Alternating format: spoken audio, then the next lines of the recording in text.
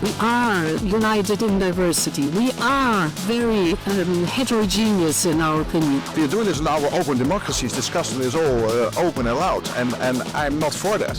What is European Union? What is freedom? How we learn together.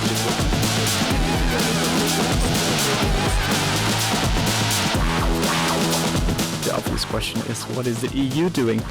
What is our plan?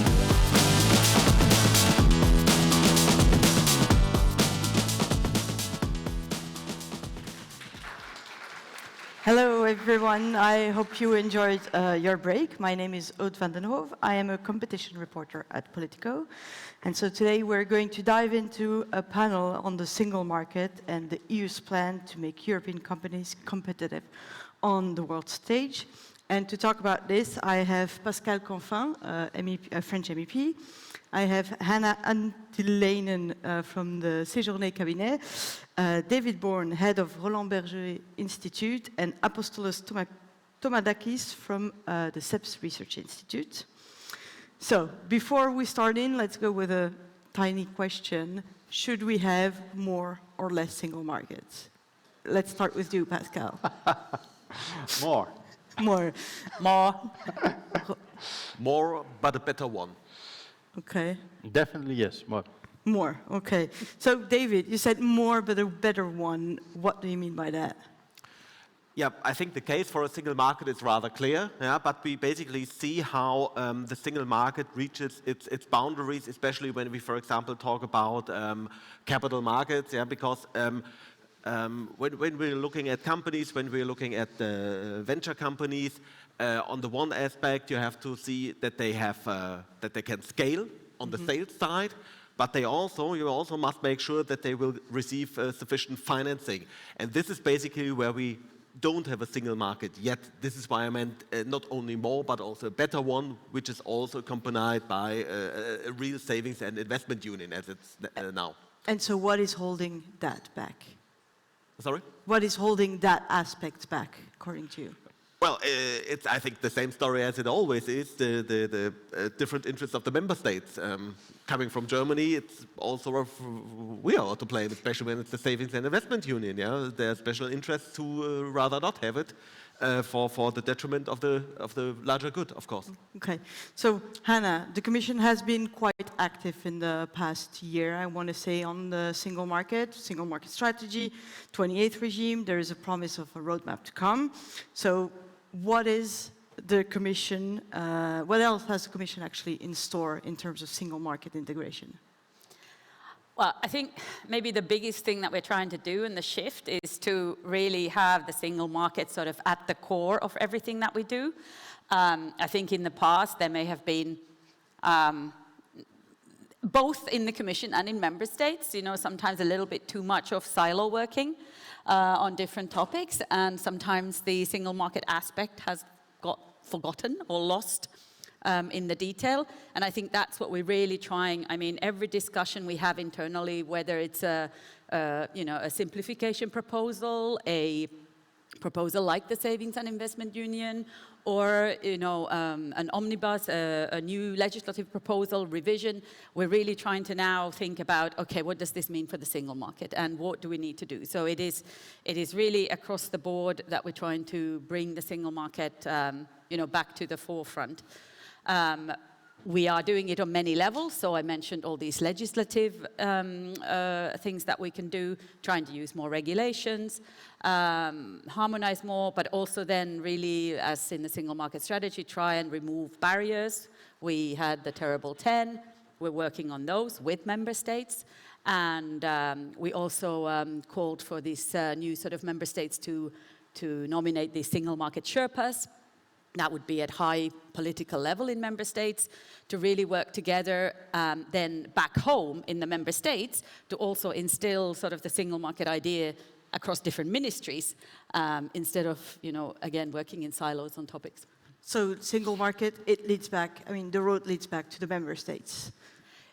It's both. It leads back to, the road leads back to member states, but it's also the Commission. I mean, I think, the Commission has also in the past not always, proposed things that are 100% single market friendly. Okay, so Apostolos, last week we saw that EU governments are trying sort of to take ownership of single market. They put in deadlines for several issues. But it is not the first time that single market is coming back at the forefront, and that governments, Commission, Parliament, everyone is saying, yes, let's complete the single market, and it just doesn't work. What is changing today? What has changed that could make this push successful? I mean, it's true that we have tried in the past to do that many, many times without success. Yes, there is the political momentum right now or over the last 2 years with all these studies, reports that came out. But I think in order to happen, we need to see member states acting. I mean, the single market, the capital markets union, the savings and investment union are projects that capital market, national member states, they have to act. We need to move from the momentum in words to tangible actions. And this is what is missing. They mentioned about national member states, David, about the resistance. So that's the biggest obstacle.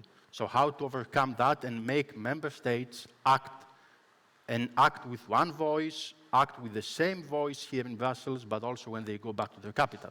And that should happen, that should be led by the Commission, the Council, the Parliament. Who should be in charge of telling member states, okay, get your act together? Member states itself. You can push them, you can give them guidance, recommendations, but they have to realize that we are losing. Okay. We have to move together forward. Okay, we haven't touched on the European Parliament's role in single market, Pascal. Where do you see the Parliament sit in this discussion? Well, I might disappoint you, but I will answer on the Council side. I mean, if you go to the street and you say to the average citizen or citizens, well, let's mobilize for single market, you will get empty rooms. Okay? If you say, well, let's make sure that we have cheaper energy, let's make sure that we are able to finance more innovation, then you can have some traction. So first, I think the single market narrative in itself does not bring political energy beyond Brussels base. So that's why it's very easy for leaders to claim that in Brussels they are in favor of single market, but when they are back home, of course, there are always obstacles that they do not want politically to face, or they are not able to face because there is no majority, or they are not willing to face it because it's too risky. So that's why I think as long as we do business as usual, we will never deliver something that will be more strategic than here and there a bit of pieces. If I take just 2 examples, if I take the Draghi report, energy and financing.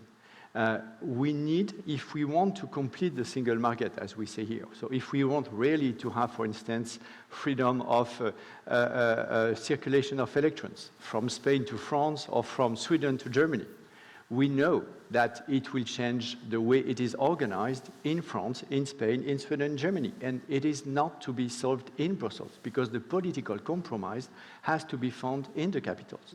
So that's why I think if we are serious about it, we might not be serious about it. I mean, it's very easy to just say blah, blah, blah, blah, blah, and then to do the opposite. Huh? But if we are serious with it, I think the Council should mandate Draghi to move from the Draghi report to the Draghi mission. Mandate Draghi? Mandate Draghi. What do you mean by that? The member states, the heads of states, willing to really move forward for more integration. Because when we are talking about single market, what are we talking about? We are talking about more integration.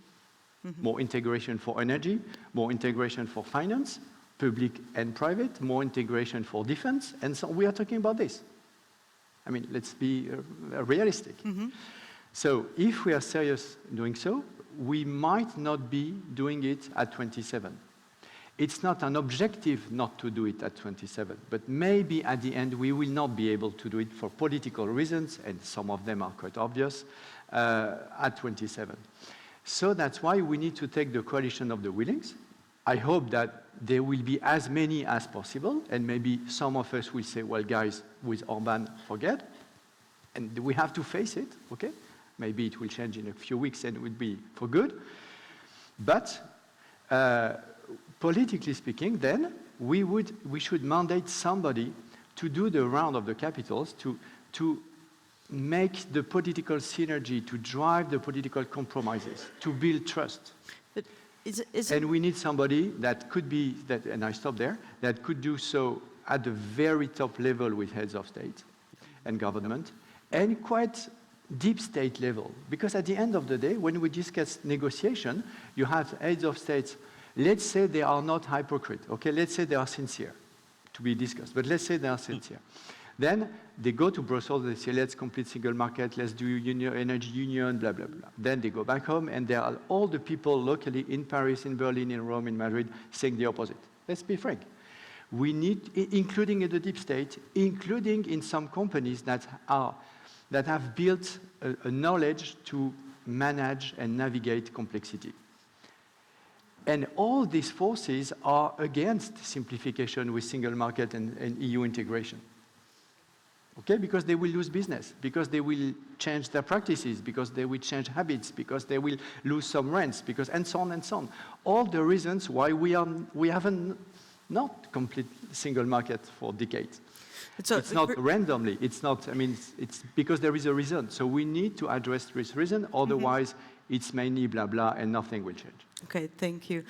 David, I saw you were nodding heads that Pascal's idea of mandating, I want to say, European Sherpa to tour the European capitals to foster some single market integration. Do you think that could work? Yeah, absolutely, because he's fully right. There is a reason why member states or why there are forces within member states who are against. Of course, everyone, when you change something, there are stakeholders who have something to lose. Yeah?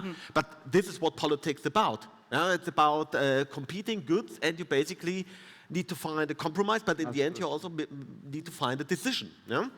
And this is also why I think such a coalition of the willing, I think it's a good idea. Yeah? As long, of course, as it's huge enough member states, like a coalition of the willing, which is maybe only smaller economies, GDP-wise, then of course it would not gain traction. Yeah? It would be some heavyweights, clearly, but I also see the risk. It's basically who's going to regulate that, because there's no institution doing it, but still having a push to bring speed to the road, I think that would help a lot to bring also the rest on board. Speaking of coalition of the willing, Hannah, in the single market strategy, it seemed like when it was presented, Stéphane Séjourné hinted at the possibility to move ahead on certain aspects with just a couple of member states willing to do so. Is that turning out to be a reality, or is there a broader consensus that work needs to be done on these? I mean, I think when it comes to the coalition of the willing, I mean, that's something that's, of course, being a lot discussed, in many forums at the moment. I mean, for me, the only way really politically to move forward is that, each member state has to, at the end of the day, be willing to give up something to get something, because member states have different interests. So, if I want, my interest to be, if I want the savings and investment union, and another country wants, another part of the single market, you're going to have to come to an agreement. Okay, we'll give each other what you want, and that's the only way forward, because it is very true that each member state has very different focuses and interests. Apostolos, on this, I want to say trade horsing for single market integration, is that a way you think that could work and lead to further integration, or is it just a good thought exercise? No, it could be an option. I mean, we have always two sides of the coin. Of course, it can move us or help us move forward, but can also create more fragmentation than integration, let's say. But if it's the only way that we can see tangible right now, let's use it. Let's facilitate it. Let's have it. We see it already in a couple of elements. Whether it's competitiveness lab, you see coalitions of certain member states, whether it's a finance Europe label, is in areas like that, we've seen it. Let's explore whether this is an option. And who knows, I mean, seeing a certain group of member states moving forward, it may be also an opportunity for the other member states that they're losing. Let's join and let's move all together. So it's a tool that we should explore and use. Okay. So coming back to something that we said we were going to talk about, the 28th regime. Commission presented it as a bit of a game changer, as this is the next step, the revolution of the single market, and this is going to make everything go easier. Isn't it, Pascal? I see you doubt this idea of game changing. Well, so I've been working on this topic for a year. I will be one of the member of the negotiating team in the Parliament for my group, Renew Group, and we are absolutely in favor of the EU Inc. or 20th regime. I mean, no doubt about it. And the starting point is quite clear. We create more startups in Europe than in the US. We create more startups. So we do not have an innovation problem in itself. We do not even have an entrepreneurship problem because we create the startup for real.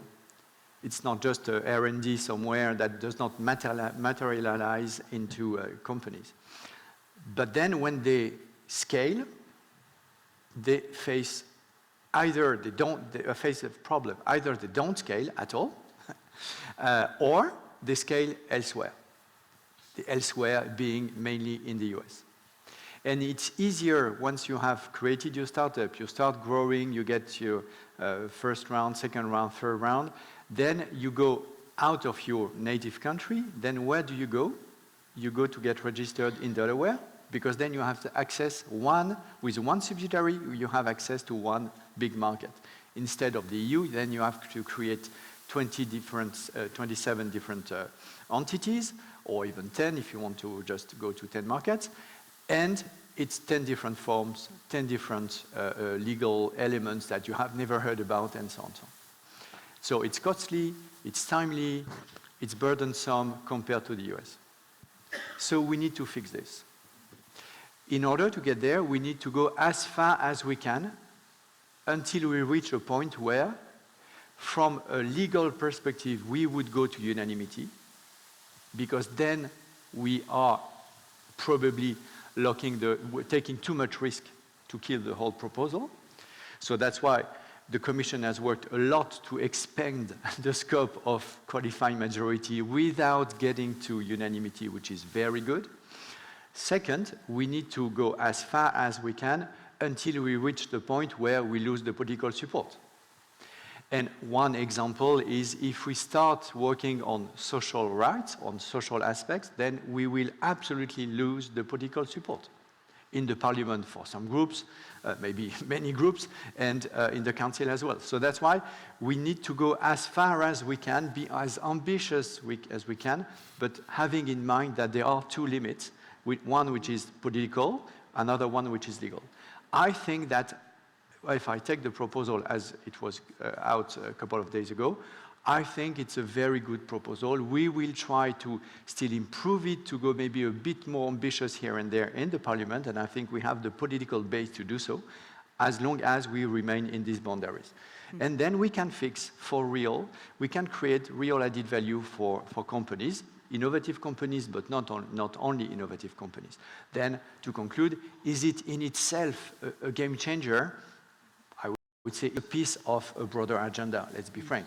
It would be easier, it will be cheaper, it will be, well, it's good, but does it in itself, if we do not change the capital market union, if we do not provide more financing for innovation, and so on, in itself, it's not the game changer, but it's a good piece on the agenda. Okay.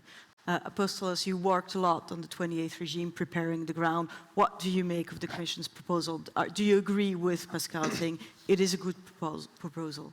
I mean, it's a good proposal. It's not a game changer by itself. It's a good proposal, good to have it. There are good elements of it, others that not so good. The Commission could have gone a bit further, but also understand. We have to be realistic. Political feasibility, uptake, business uptake, so all this trade-off is something that the Commission should consider.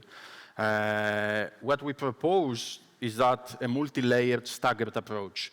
So start with the foundation of company law, which is what we have with the proposal EU Inc., but then we can build on it by adding, because we are talking about companies, scale-ups and so on, you cannot not include insolvency to complete the full life cycle of a company.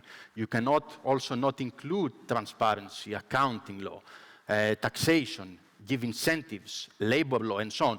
But the more you build, the more you go up the more difficult the project becomes to sell politically. Business, of course, will be good for them, but then you have to find the balance. We have the base with the Commission's proposal. Let's build and work to the next layers. So that's why also I'm not going to call the EU Inc. the 28th regime. EU Inc. is just an element of a potential 28th regime. We need much more than that to say that we have a 28th regime. But we have the base. It's a good one, and let's work on it. So the Commission has more work to do. For sure. So we should think the next step already. So where is the Commission? So the 28th regime is a building block, we're hearing here, and it is part of what Commission President Ursula von der Leyen said is the roadmap to more single market integration. So where does it actually fit into the Commission's idea to further single market integration, Hannah? You mean the 28th regime? Yes. Where it fits? Where does it fit in the whole integration story? So, I think I would agree with Pascal in the sense that it's this is just one element. It's not the silver bullet, and nobody was ever going to say this is the thing that will solve all the problems in the EU and in the single market. But it's a good thing, and it's. What is more single market than the fact that you can create a company digitally under the same procedure in any EU country? I mean, that is what it should be about. And if we can build more on that, in my view, great. But we have to first now see what the Parliament and the Council also do with the proposal we have put out there. Do you think the deadline to have this all done by the end of the year that the Council set for everyone last week is doable? I really cannot speak for the Council and the Parliament. That is, maybe Pascal has a view on that. Pascal, do you have a view on this? From the Parliament perspective, I do think yes. I mean, we have produced an initiative report at the end of last year. It was massively voted by all the pro-European groups. I think we have a good basis to at least endorse the proposal, plus trying to improve it here and there, like on insolvency. I mean, you're right, but then to create a court to address this issue from nothing. I mean, it's not the right legal base that we have today. So, I mean, we cannot go things that, in theory, we are in favor of, but we do not have the legal proposal to do so. But I think if we remain in I would say the scope or the remit of the Commission proposal, I think we can go quite fast with a stable majority, which does not happen every day in the Parliament. Okay, David, one of the fears and one of the issues in the single market is the fragmentation and the way that member states are implementing the rules a little bit, tiny bit differently. That makes it harder for companies. Here, the Commission has decided to go for a regulation to try to ensure that there is a more harmonized implementation. Is that the right way to go, or can it lead to other fragmentation problems? I think no matter what, you will always face that problem of member states putting their, let's call it positively, their specific culture in implementing different rules. They all have their different administrative cultures and heritages, so and we cannot get rid of that, and I think in the end we don't want to get rid of it because it's also part of one of our strengths. I think what should be stressed more is, I'll put it differently. I think many in the business community are frustrated because they feel the pressure on Europe is mounting and they expect some quicker radical moves, which, as long as we want to remain Republican, want to remain ruled by the rule of law, and want to remain democratic, will not happen. So I think we should have also more political clarity in making clear what the political sphere can deliver and what it cannot deliver. And you said it's not a silver bullet. I agree. But where is the silver bullet? I think the silver bullet would be everyone doing his or her part, which is the political sphere moves in the right direction, but the business sphere also needs to move in a direction. And it's not the case that we only have overregulation on a political or administrative level. We also have that in a lot of companies, and it holds us back. So I think everyone needs to pitch in and not just try to shift the blame. And I think a lot of the criticism of the 28 regime was also shifting the blame. And I think there we should have a lot of political clarity in pushing back against that. Okay. Yes, if I can say, you asked about if the regulation was the right way. I think it was the right way for the Commission to go. But, of course, the problem that you've mentioned about enforcement, different interpretation will not change. We will continue to have this problem unless we make sure that the rules that we have, all of us, we understand the same rules in the same way. We enforce the rules in the same and apply the rules in the same way. We have the same tools to apply these rules. So, I mean, no matter how many rules and laws you put extra forward, I mean, this will not change. We'll have it there always unless we tackle this issue. The number one problem for the single market is enforcement. So, unless we tackle this issue, I mean, enforcement, that brings me back to the Commission. One of the criticism that is done on the Commission in terms of single market is the lack of enforcement, because there are less infringement procedures. But my understanding is that with the single market strategy came a new way of thinking about it, because infringement procedures are seen as very confrontational and maybe not the right way. So what is this new way of working, and are there already results? Well, I think infringement procedures are always, in a way, political, in the sense that, of course, no member states likes being told that, you know, what you're doing is against EU rules. On the numbers, I honestly wouldn't focus on the numbers of infringement procedures, because a lot of them also get solved via dialogue with member states. So, you know, there is an issue, we get a complaint or we notice it ourselves, and then we talk with the member state and actually it gets fixed before we have to do infringement procedures. So there is a lot of that happening also behind the scenes that are not in the numbers of you know, procedures that are out there per se. Going forward, I mean, we will continue with enforcement actions in individual cases where we get a complaint or where we notice something. But the idea going forward is really also that we pick a number of topics per year. That will be the focus. And we kind of do a mapping of all the member states on a particular issue of, you know, what is happening. Is there, you know, something in that member state, in each member state, that actually is not in line with how EU rules should be interpreted? And then we basically, you know, start, if needed, first dialogue, and then start, if needed, infringement procedures. So in a way, if you do it this kind of topic by topic, you're also treating all member states equally. You're not singling out a problem in one member state where then that same problem might actually exist in another member state. But you really like doing this sort of mapping across the board. We are currently doing this mapping on late payments, and next we will do it on green construction services, and then there will be other topics added on. But that work will happen in parallel with all the individual, you know, infringement cases that we do. So you mentioned you're doing some work on late payments. There is a proposal in the Council that has been stuck for a long time. So why now work on, I want to say, infringement or mapping out the issues in late payments instead of working on with the Council? Well, I mean, the two are not, you know, what's the word in English? They're not mutually exclusive, in the sense that, you know, you should abide by the current rules as they are, and if we get new rules, then great. But we can't stop enforcement on existing rules just because we have some proposals out there that might change those rules. And do you expect, from this mapping out, do you expect to come out with like guidelines for the member states on how to better implement the rules, or what is the final? Yeah. I mean, it's not any formal guidelines, etc. It's just really understanding the situation in each member state on the issue.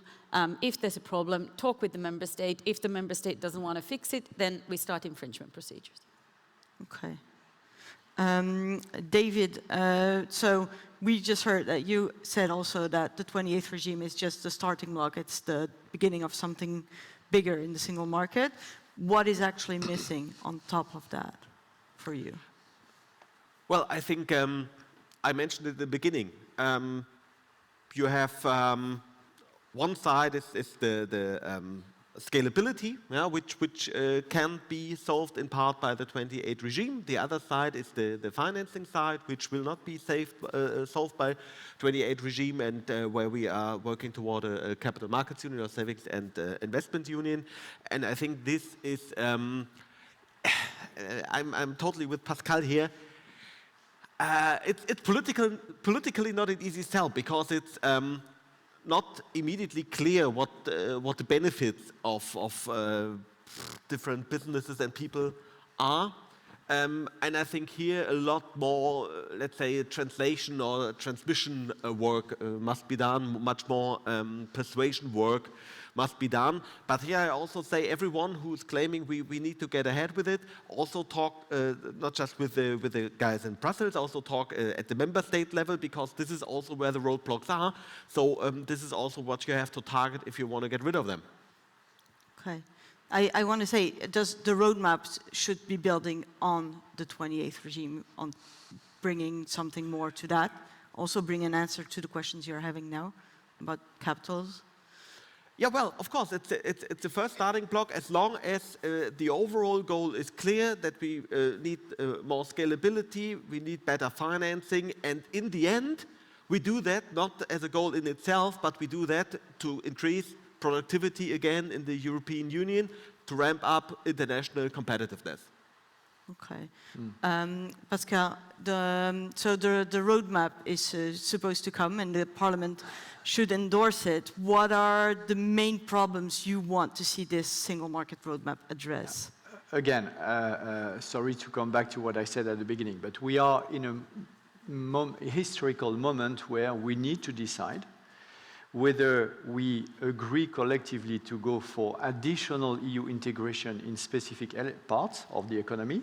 And I think there are three obvious candidates, difficult ones, but obvious ones regarding the state of the world: defense, energy, financing, which are the three at the heart of Draghi's report and Letta report. So it's about strategy. It's not, first, it's less about rules and roadmaps and so on, so on. It's about, do we want to get there or not? When we decided to make the euro, I mean, the rules followed, but at the start, there was a political will, or in some countries, not a political will. It was the starting energy. And I usually test, I think it's good to test ourselves with three questions. Do we think here in this room that today we would be politically able, technically yes, but politically would we be able to decide the euro, to decide Schengen, and to decide Airbus? If the majority of us answers is no, it gives us the state of the political will. Yes. Zero. If we would say yes, we should be able to do the equivalent of what the leaders did 10 years, 50 years ago. And here now, what are we talking about now? It's about energy, defense, and financing. Then we should have a political will more elaborated with an issue of governance of this. That's why I made this proposal with Draghi's mission, the Draghi report. And then the rules will follow. Okay? But starting with the rules without being sure that there is a political will is probably a dead end.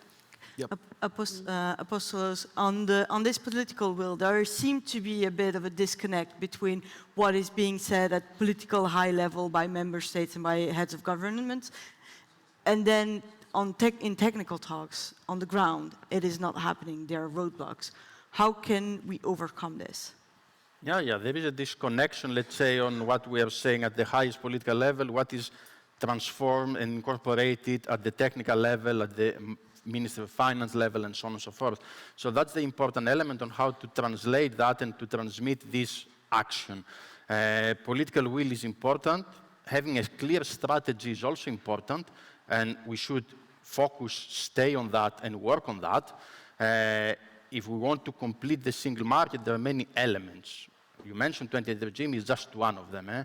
Capital markets, savings and investment union. So these are really important issues. We have a lot of useful things that are coming out, where there is a savings and investment accounts, where there is more investment by pension funds, insurance companies to scale-ups and startups. That's all in good, but a lot of them is upon member states, national member states' competency to decide whether they do it or not. So there is a lot of guidelines, a lot of recommendations, but again, political will means action at the national level. And that's, it seems that we are still not there.